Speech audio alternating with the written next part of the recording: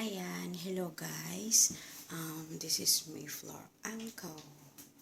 I-close muna natin ang door, baka marinig tayo. Ayan guys, palipat-lipat ako ng hindi maganda ang buhay ko pagdating ko dito. Yeah, hindi madali para sa akin kasi nag-cross country ako. So, pagdating ko dito, unang employer ko lang is walang holiday. So, bumalik ako ng accommodation. Tapos, pangalawa naman is dog. Nag-try ako kasi ayaw ko mag-refuse kasi bawal mag-refuse sa accommodation. So, tapos hindi ko na kaya yung dog kasi pakawalan siya sa park. So, hindi ko makayanan. So, bumalik ako. So, nag-try na naman ako ng pangatlo is, yung pangalawa India, yung una Lebanese, mabait, super. Pangalawa hindi siya masyadong mabait. Pangatlo is, dalawang kid naman. So, kaya ko naman mag-handle ng kid, pero ang problema yung mother, masyadong yung gawin kang robot, di ba? Hindi mo na kaya. Ayun, nakakaanuhan talaga kami. Tapos, basta yun. Tapos, pang-apat naman, doon sa Meadows. So, yung doon is aso din. So, kaya ko siyang i-handle kasi dyan lang sa loob. At saka yung driver lang ang nagpapupo, na iihi yung aso. Ako lang yung nag-fit. So, doon naman is India pa rin. So, we talk about India family. India family is not good for me. Kasi madali ako makuha ng India, madali din akong bumalik. Kasi may mga, different, attitude. Alam mo yun na, kahit pa sigurong kabaitan ko. Kasi patient lang talaga ako. Yan, doon talaga yung patient ko. Sweet ako, yun ang kadalasan sinasabi ng mga client sa akin. Good naman ako, sweet, pero meron din silang feedback. Hindi mo maiwasan yan kung ano yung feedback sa'yo. Basta alam ko sa sarili ko, kung may mistake man ako, I say sorry. Yan.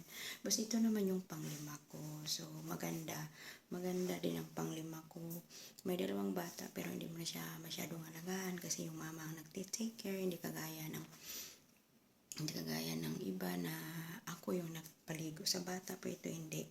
Inasikaso ko lang sila, gigising na ako ng 5:30 kasi 5:45 kailangan tapos na yung lunch bag nila. So, ayun, memorize ko yung mga pagkain nila, lunch bag, and then, yun, alis na sila kasi yung amo ko, teacher siya.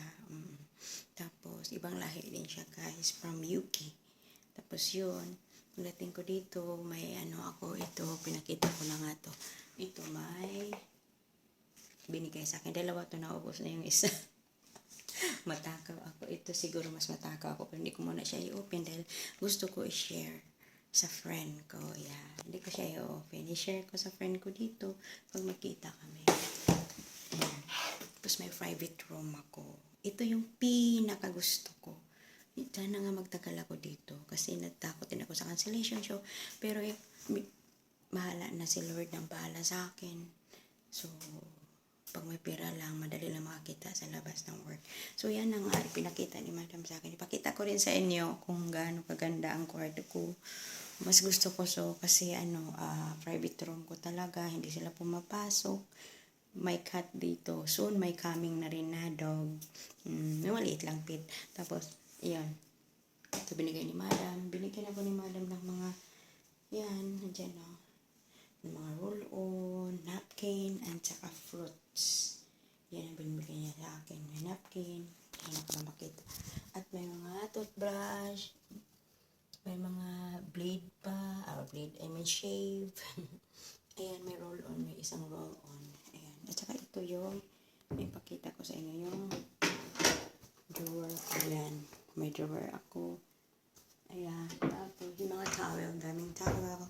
Ito yung higaan ko. Andiyan na. Yan pinakaborito kong toy, si Munchel from Japan. Ayan. Yan. Yan lang. Yan lang yung ko. Ayan.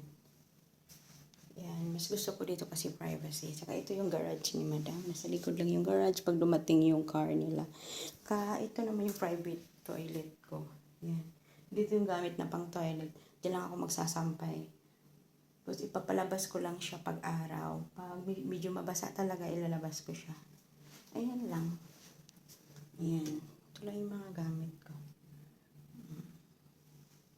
Ayan. May have an aircon.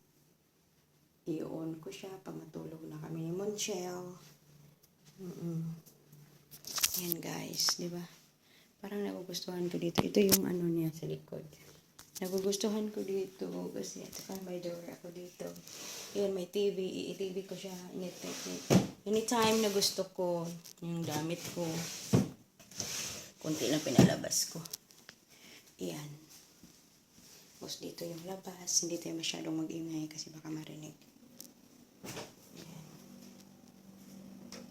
Dito. Ito nagpawashing ako. Ayan.